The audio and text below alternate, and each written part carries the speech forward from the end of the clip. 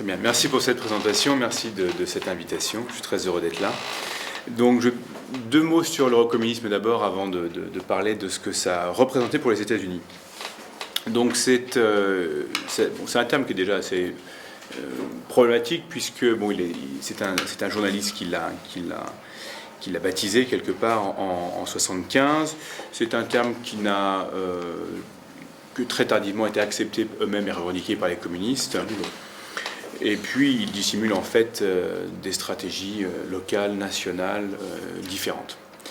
Mais effectivement, il est quand même pratique puisqu'il désigne comme des convergences au sein des deux partis communistes principaux, le PCF, le PCI, et aussi le PCE, on en parlera un petit peu après, le parti espagnol. Bon, il y a deux partis, je dirais, dans l'eurocommunisme. Il y a d'une part une prise de distance avec Moscou, qui, comme vous le disiez, présente un modèle assez peu attrayant à cette époque-là. Il critique plus fermement le modèle soviétique, sa nature autoritaire, et ils veulent s'affranchir un petit peu du rôle de parti guide qu'a le PC soviétique. Et puis il y a de l'autre côté une adhésion formelle, et je dis bien formelle parce que dans les faits, elle était acceptée depuis un certain temps, face aux principes démocratiques, donc tout ce qui est abandon de la dictature du prolétariat, par exemple 1976, acceptation du principe de l'alternance politique. Donc la nouvelle voie qu'empruntent les eurocommunistes résulte de l'affirmation de stratégies nationales pour instaurer un socialisme dans des sociétés capitalistes d'Europe de l'Ouest. Donc cette politique passe non plus par la dictature du prolétariat, mais par des stratégies d'alliance avec le PS, bien sûr, en France, ou avec la démocratie chrétienne, enfin le fameux compromis historique, compromesso storico en Italie. Voilà. Alors, sur le plan théorique, effectivement, et ça c'est un problème que les PC n'arriveront jamais vraiment à résoudre, il y a ce problème qu'ils cherchent à fonder un socialisme dans les sociétés capitalistes et démocratiques d'Europe de l'Ouest, sans verser dans le réformisme. Bien sûr, le réformisme est quasiment une insulte. C'est vrai. Donc il y a cette contradiction qu'ils n'arriveront pas vraiment à transcender, en fait. Et qui, bien sûr, sera une des sources du déclin de l'eurocommunisme. Bon, je passe un petit peu, parce que ce serait trop long si j'ai 20 ou 30 minutes sur un petit peu l'évolution. Bon, on sait que côté italien, l'évolution a été un petit peu plus lente, plus progressive, avec dès 56 côté italien, Togliatti, qui parle de voie italienne vers le socialisme. En 62, il parle de réforme démocratique pour préparer un changement radical. Voilà, c'est un peu plus rapide, un peu plus soudain du côté français. On pourrait y revenir quand il y aura des questions. Je ne vais pas me pencher là-dessus tout de suite. Bon, déjà que l'âge d'or de l'eurocommunisme, pour moi, c'est 75-77. Côté français, c'est le moment où où le PCF publie la Déclaration des libertés, qui entérine officiellement la reconnaissance de toutes les libertés individuelles et collectives. Le 27 mai 1975, Marchais affirme, je cite, « Il n'existe aucun modèle de socialisme valable », enfin, du moins officiel, je pense, veut-il dire par cela. Et il affirme entendre construire, je cite, « un socialisme aux couleurs de la France », une expression bien connue, évidemment. Aussi en 1975, à la suite de la diffusion d'un reportage sur le goulag, je crois que c'était sur TF1, le PC émet un communiqué qui dénonce la répression en URSS. Voilà, donc 75. 67, bien sûr, c'est le 22e congrès. Bon, je ne reviens pas dessus. Alors, je vais quand même interviewer Charles Fitterman là-dessus, en lui disant, mais qu'est-ce que ça représentait pour vous d'abandonner la dictature du prolétariat ? Et il me disait, je cite, « Ça constituait une sorte d'icône sur la cheminée dont il fallait se débarrasser pour donner tout son sens à la démarche engagée. » C'est un symbole fort, mais qui avait déjà perdu une partie de son contenu. Bon, en 1976 aussi, il y a la rencontre de Berlin-Est où tous les partis communistes sont rassemblés et qui sert de tribune au PCF, au PCI, pour justement montrer leurs différences et leur prise de distance avec Moscou. Je passe là-dessus, on pourra revenir dessus ensuite. Bon, pour dire quand même que l'apogée, je disais 77, est aussi le début du déclin. Il y a bien sûr cette fameuse réunion eurocommuniste en mars 77 à Madrid, où les trois partis sont pour la dernière fois rassemblés tous les trois ensemble. À partir de là, bon, le mouvement, je dirais, continue sur sa lancée, mais s'essouffle assez rapidement. Il y a toujours eu des problèmes aussi de relations entre le PCF et le PCI notamment sur le parti portugais, que le PCI, dont le PCI condamne l'attitude et dont le PCF, que le PCF soutient, pardon. Il y a toujours eu aussi des méfiances entre le PCF et le PCI, c'est-à-dire le PCI a toujours considéré le PCF comme extrêmement dogmatique, beaucoup trop rigide, tandis que d'un côté, le PCF était assez envieux en fait. Le PCF était partagé entre envie et dédain pour le PCI. D'un côté, envie face à un parti qui a beaucoup de succès, qui avait 3 fois plus d'adhérents, ou 2 fois et demi plus d'adhérents que le PCF, qui obtenait des scores très importants. En 75-76, c'est 33-34% de l'électorat qui vote pour le PCI en Italie, alors que sur cette même période, justement, le déclin du PCF s'amorce, ou du moins ce déclin se confirme. Donc il y avait cette envie quand même. On regardait le PCI avec envie de ce côté-là, et puis de l'autre côté, on se méfiait d'un PC qui très tôt avait été jugé réformiste, pas orthodoxe en tout cas. Et on le reverra après 79 avec le repli un petit peu côté communiste avec le 23e congrès. Bien sûr, l'attitude vis-à-vis de l'Afghanistan, les PC vont diverger à partir de ce moment-là assez nettement. Bon, j'attaque maintenant le côté américain, puisque le livre aborde cette question sous l'angle américain. Donc j'ai travaillé sur les archives, bien sûr aussi françaises et italiennes, archives du PC, archives du PS, archives Giscard, mais effectivement mon corpus d'archives est davantage centré sur les États-Unis. Donc le travail a consisté, comme le disait M. Mazot, à voir comment les Américains percevaient cette évolution. On va dire que américain ne veut rien dire, puisqu'il y a les Maisons Blanches, il y a la CIA, le département d'État, les ambassades. On verra qu'ils ont des opinions très différentes sur le sujet. Alors pour les Américains, c'était l'eurocommunisme un objet, j'appelle ça dans le livre, objet politique non identifié, un OPNI, quelque chose qui sortait du cadre de la guerre froide et de la vision du prisme binaire qui permettait d'analyser les choses à cette époque. Il y avait d'un côté ceux qui voyaient l'eurocommunisme comme le signe d'un changement authentique des pays occidentaux vers une sorte de social-démocratisation qui annonçait à terme le déclin du communisme et par conséquent qui était vu comme une bonne chose. Et il y en avait. Et puis il y en avait qui étaient beaucoup plus méfiants et qui voyaient l'eurocommunisme comme une mutation du virus, entre guillemets, communiste, en vue d'adapter un environnement changeant, c'est-à-dire la détente, l'image de l'URSS qui se dégrade, mais l'adapter pour devenir plus dangereux encore, comme la mutation d'un virus qui s'adapte pour survivre. Voilà. Et comme je le disais, c'était un modèle qui, pour les Américains, ou un phénomène qui sortait de leur grille d'interprétation, qui était celui de la guerre froide, qui, bien sûr, pour les Américains, n'était pas idéal, mais qui avait le mérite, et c'était d'ailleurs le cas pour les Soviétiques aussi, qui étaient, on pourra peut-être en parler après, très réticents et très méfiants de l'eurocommunisme. Ce système binaire de la guerre froide avait au moins le mérite d'être clair, stable et prévisible. Et quand on avait cette grille d'analyse-là, finalement, on savait où on allait. Et côté américain, dans le livre j'en cite beaucoup, mais on voit effectivement cet étonnement un petit peu face à, notamment vis-à-vis du PCI, qui est considéré comme beaucoup plus avancé sur le chemin de l'eurocommunisme, qui est contre la nationalisation, qui, à la fin des années 70, je parle trop vite peut-être, qui à la fin des années 70 soutient l'austérité, qui est pour l'Europe, pour le marché commun. Je cite un petit peu, deux citations, un d'un journal qui dit en 76, américain, « Si vous écoutez les communistes italiens, vous en concluez qu'ils ne sont pas communistes du tout, ou bien qu'ils mentent. Ils ont l'air d'embrasser la libre entreprise avec enthousiasme et d'aimer la démocratie de tout leur cœur. » J'ai aussi interrogé un ancien journaliste qui était le correspondant du Washington Post à Paris et à Rome, Jim Hoagland, qu'on entend des fois à la radio, qui est francophile, et qui disait...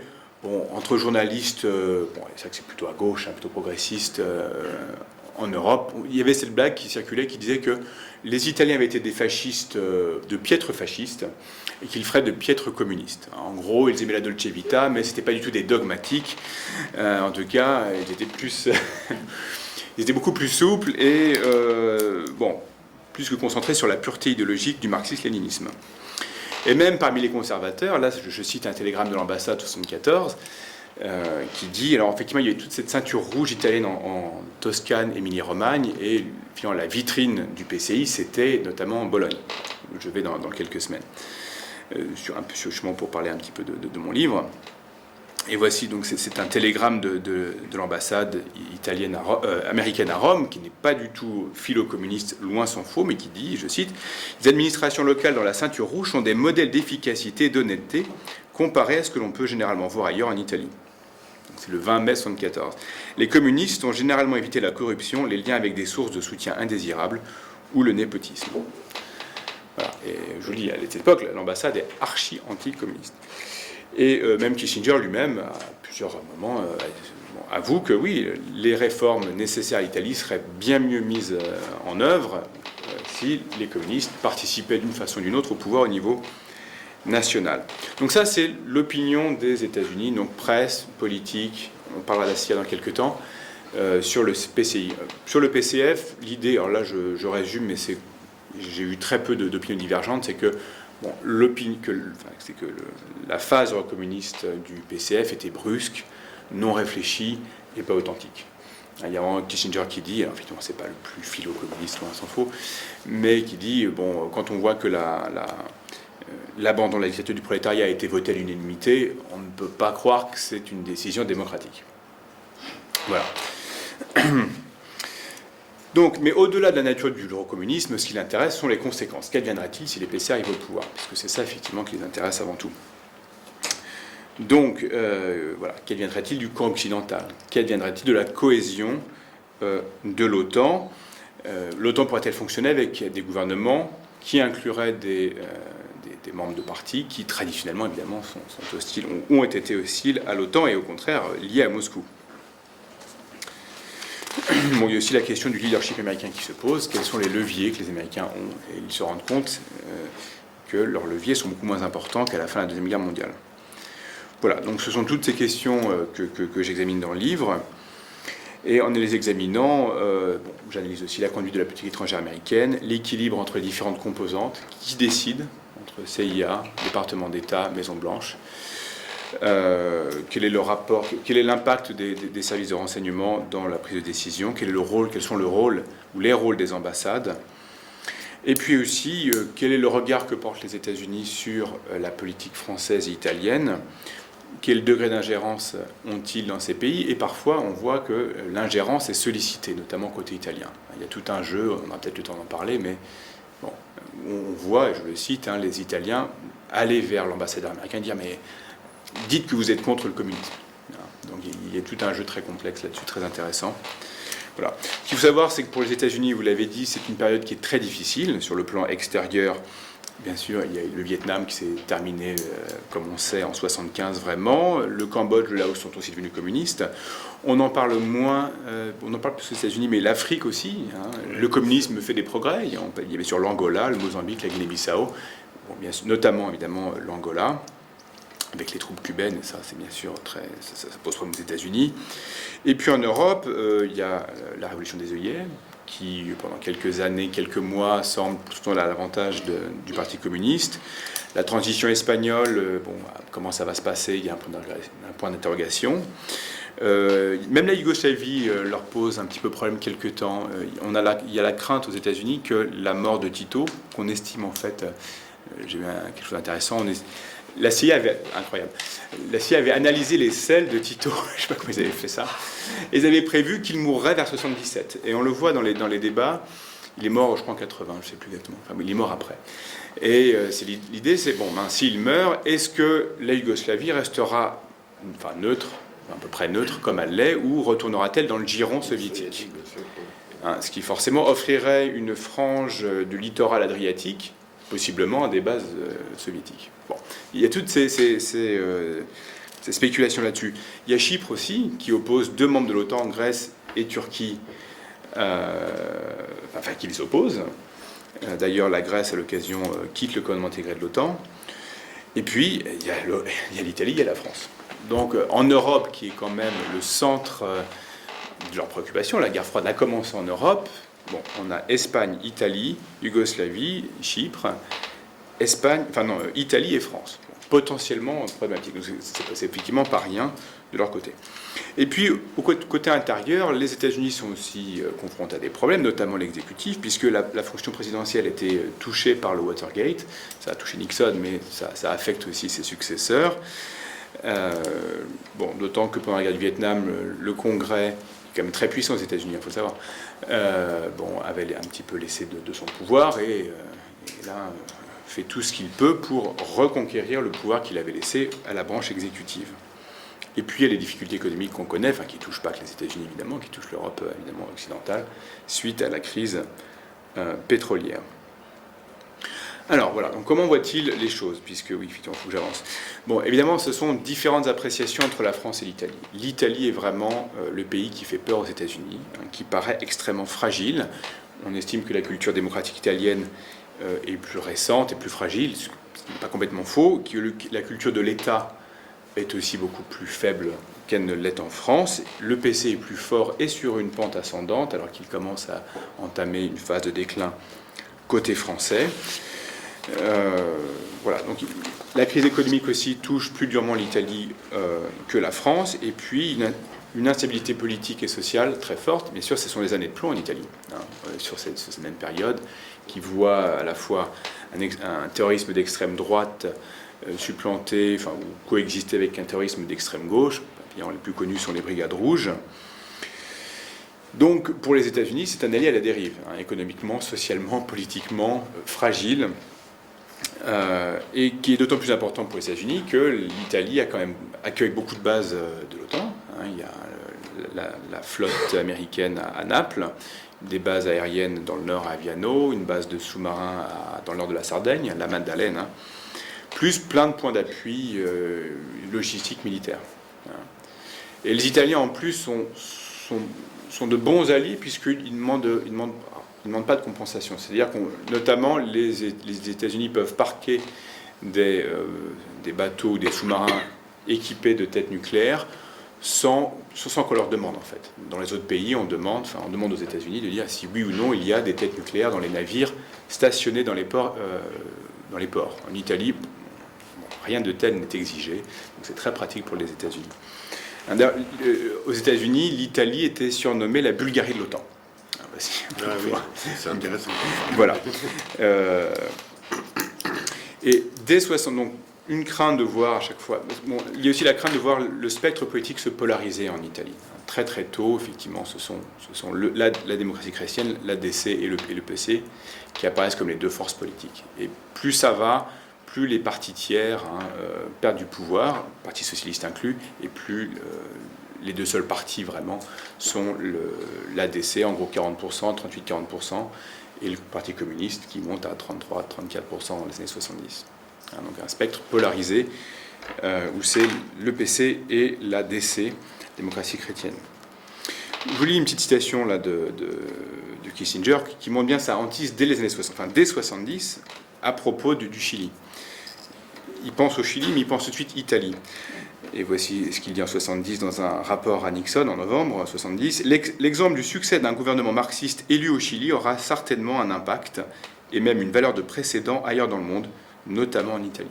C'est tout de suite l'Italie qui lui fait peur. Voilà. Voilà ce que je veux dire quand même. Pour marquer la différence, la CIA, alors ça c'est une surprise, ça va être une surprise pour vous, est l'élément qui est le moins anticommuniste en Italie. La CIA, il y a deux choses qu'il faut bien distinguer. Il y a tout ce qui est opération secrète, clandestine, opération de barbouze, globalement, et puis il y a toute la partie, ce qu'on appelle analytique, the analytical branch, où là, qui sont d'ailleurs plutôt, les gens sont plutôt à gauche, ça j'ai pu le constater, où les personnes, surtout dans les pays comme la France ou l'Italie, lisent la presse, rencontrent des politiques, rencontrent des journalistes, voilà, se renseignent comme ça. Et voici ce que disait donc le chef de station, station chief à Rome en 72. Il rencontre Sergio Segre, qui était un petit peu en charge des relations extérieures du parti. Il dit que, il se trompe complètement d'ailleurs, puisque je pense qu'il aime bien ses contacts avec les communistes, et ça l'aveugle complètement. Il dit ceci en 72. L'ambassade est désormais convaincue de la nécessité de pérenniser un dialogue fructueux avec le PCI en dépassant les barrières de ces dernières années. Honnêtement, connaissant l'ambassade, j'en doute fortement. Et il promet d'œuvrer, je cite, pour influencer les fonctionnaires en charge des affaires italiennes dans le sens d'une meilleure compréhension de la réalité italienne et du rôle positif des communistes. C'est le chef de station de la CIA qui dit ceci. Un autre qui était analyste à Washington, que j'ai interviewé, qui est décédé depuis, et qui me dit ceci. L'Italie était très instable et les vieux partis étaient tombés en disgrâce. Je pense que l'arrivée des communistes au gouvernement aurait eu un effet avantageux en permettant d'engager des réformes qui n'auraient pas été possibles autrement. C'est un type qui a fini sa carrière avec la médaille du renseignement. Et un autre qui a fini directeur de la CIA, par intérim en 2000. Il était vice-directeur de la CIA, il a été directeur quelques années. Il me dit... J'estimais qu'ils étaient suffisamment indépendants, donc les communistes italiens, pour que leur arrivée à la tête des cabinets ministériels ne change pas considérablement la politique étrangère de l'Italie. Ça ne veut pas dire qu'il trouvait que c'était génial, mais bon, il n'y avait pas de quoi en faire une histoire. Voilà. Et comme je dis, lui a été directeur adjoint de la CIA entre 2000 et 2004. On peut dire que ces idées-là nuisent à sa carrière. Voilà. Bon, l'ambassade en revanche est très anti-communiste, à fond, et ça, culturellement, ça jusqu'à très tard. Et Kissinger aussi, puisque pour lui, je cite, les communistes modérés sont plus dangereux que les communistes non modérés, parce que plus à même d'arriver au pouvoir. En soi, c'était une bonne chose qu'ils soient plus modérés, mais si, en étant plus modérés, ils étaient plus à même d'arriver au pouvoir, c'était moins bien.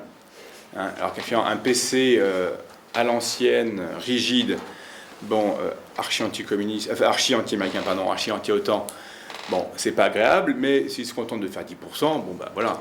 Ça ne pose pas de problème. Voilà. Il se marginalise de lui-même. Voilà.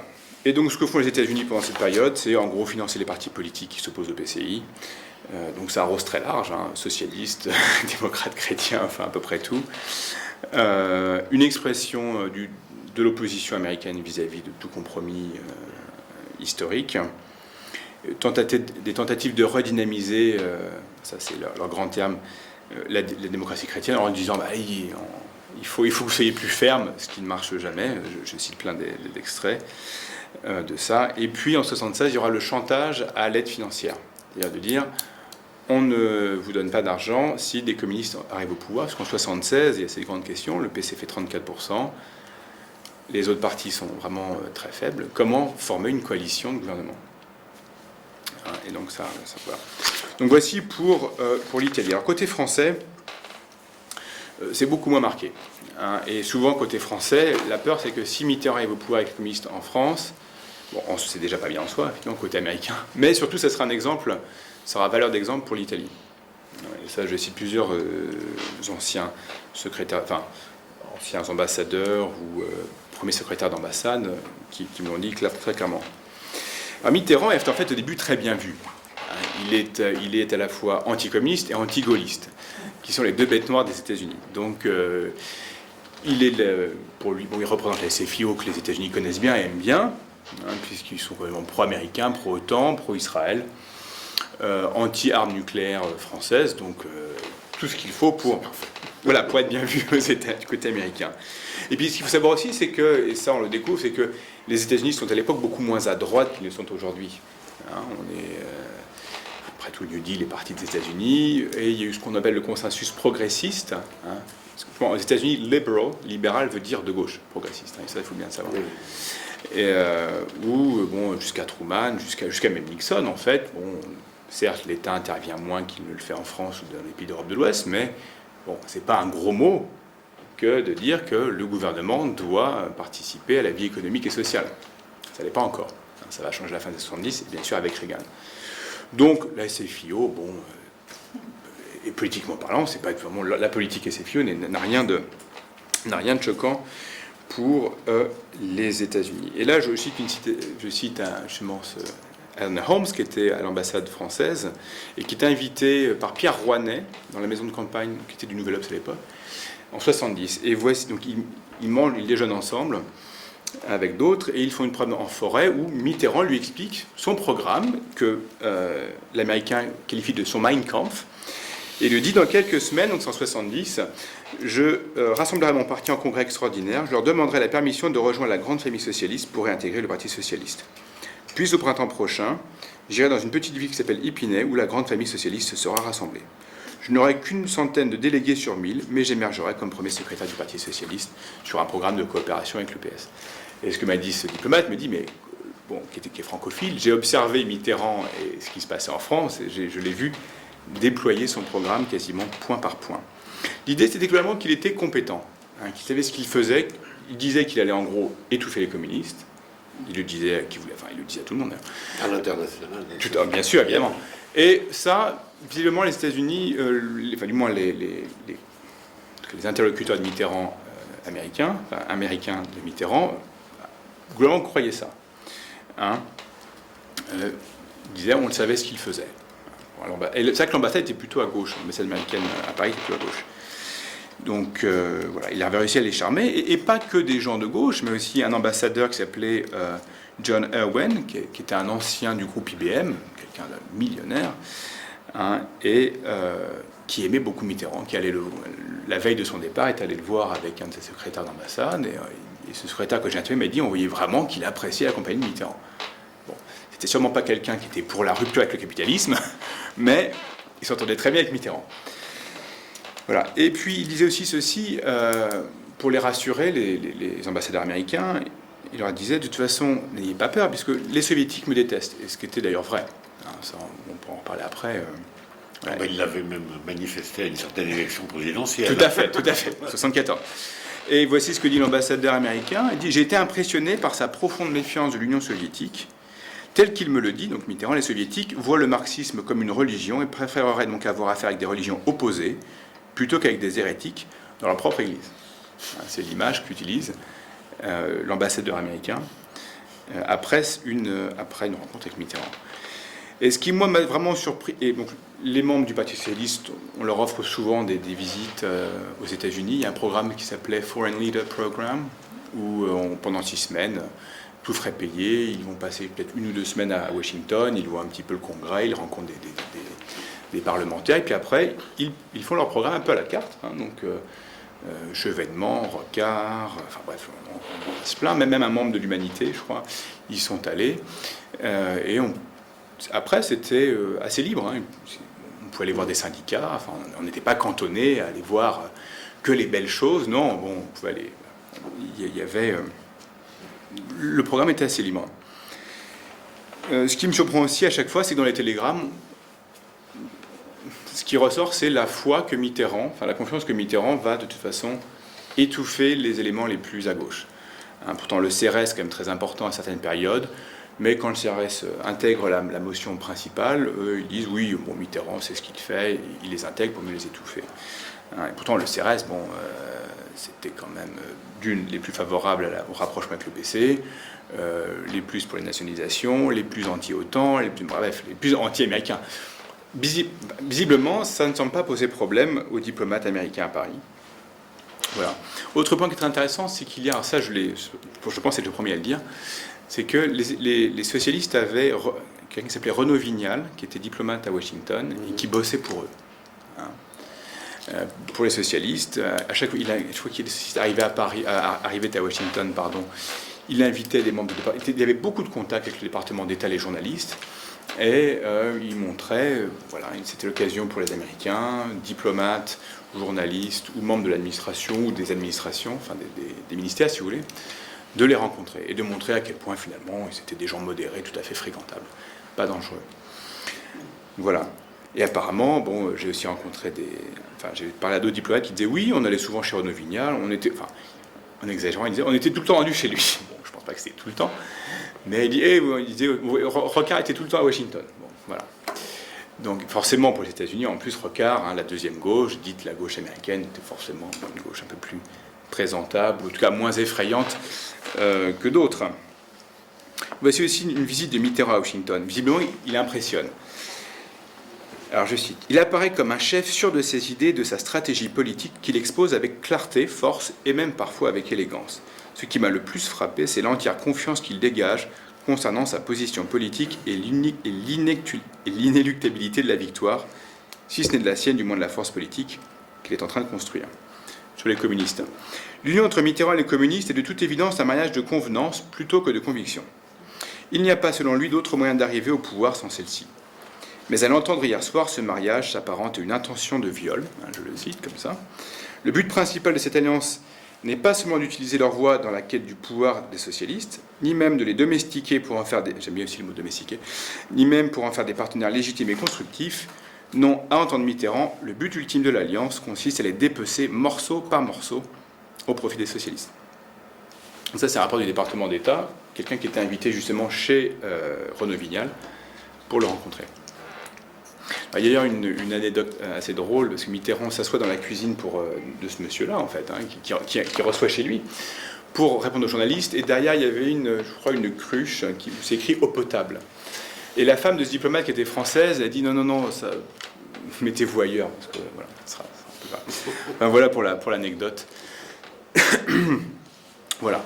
Bon, il n'empêche que Mitterrand passe très bien à l'ambassade, il passe bien pour pas mal de diplomates, mais côté Kissinger, c'est non, hein, évidemment, un non très ferme, voilà. Et d'autant qu'à partir de 1976, on voit que la gauche monte en puissance, les cantonales sont mauvaises pour la droite en 1976, bonnes pour la gauche, et bonnes pour les socialistes notamment. Bien sûr, les municipales de 1977 sont un grand succès, évidemment, hein, et aussi pour le Parti communiste. Et tout le monde s'attend à une victoire de la gauche, et donc des communistes aussi, pour les législatives de 1978. Voilà. Bon, juste un mot sur Carter. Carter a voulu tout de suite se démarquer de l'attitude ferme, rigide de Kissinger et de ses prédécesseurs, et a même vu un temps l'eurocommunisme comme un atout dans la lutte contre le communisme, en disant, après tout, les communistes français et surtout italiens montrent aux pays de l'Est qu'un autre communisme est possible.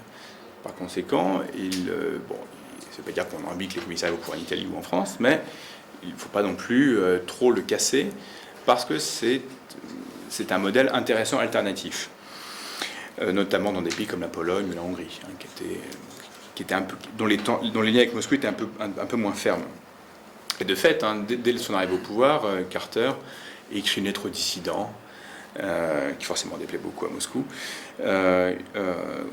Quand il visite la Pologne, il va rendre visite au primat de Pologne, qui est comme un symbole de l'Église catholique, et aussi de l'opposition au communisme, évidemment.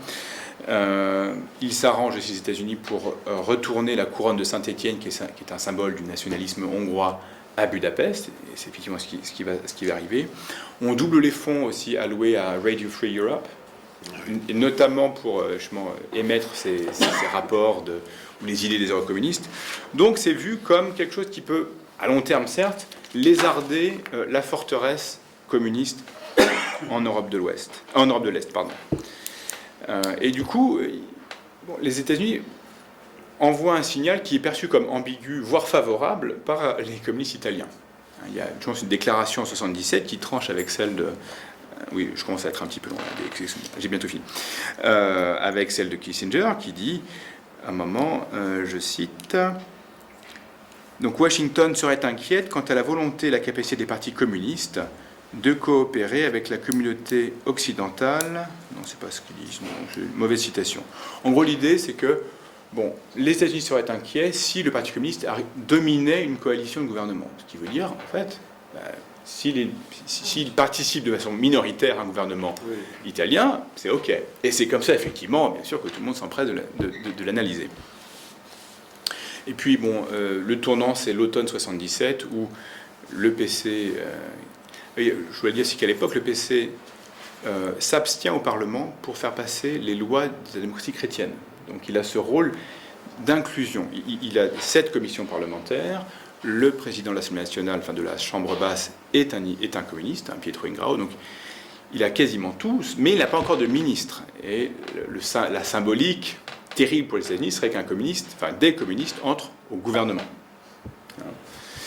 Et petit à petit, bien sûr, les communistes, pendant cette période-là, montrent leur gage de bonne foi, de sérieux, et dans l'espoir qu'ils finiront par arriver au pouvoir. Et en 1978, d'ailleurs, ils intègrent la majorité parlementaire.